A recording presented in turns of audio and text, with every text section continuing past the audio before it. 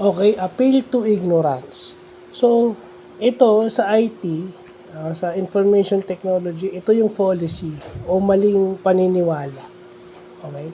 Ito yung maling paniniwala na dahil walang ebidensya, tama yung kiniklaim ng isang IT professional o IT expert.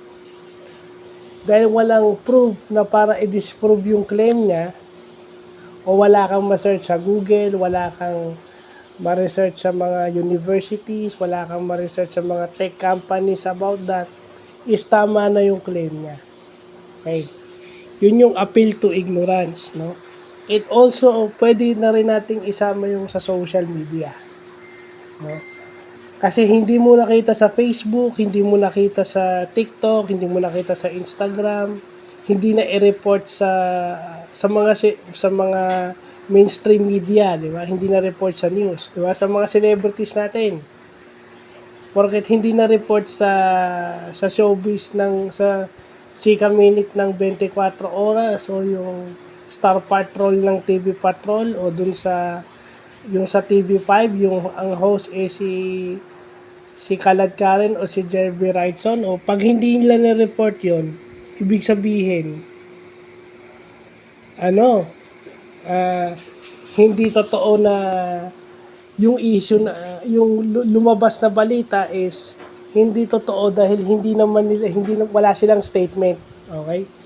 Wala silang statement, at kung may statement man sila, dinisprove. Well, kaya nga sila nag-release ng statement eh. Iba sa Batang Quiapo nga, di ba? Nagpe-press release si Roberto Guerrero at saka si Miguelito Guerrero para i-conceal yung totoo. Kasi pag hindi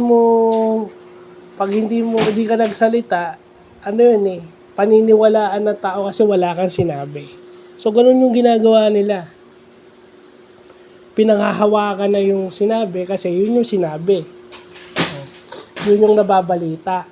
Yun. Di ba? Sa YouTube, wala kang nakita. Di ba?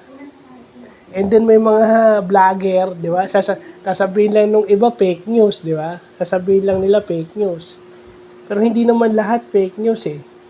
No?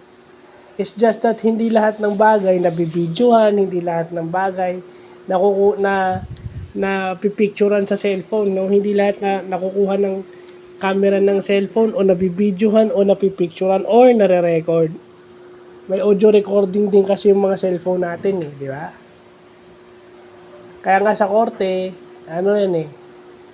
tinitest muna yung kung authentic ba yung ebidensya, di ba? Yun yung sinasabi, doon na rin ako papasok. Kasi yung mga lumalabas, papatunayan pa yan kung hearsay yan o hindi. Kasi madaling mag-deny, lalo na pag walang nakikita. At madaling mag-claim pag walang magdi-disprove. So, yun lang pa.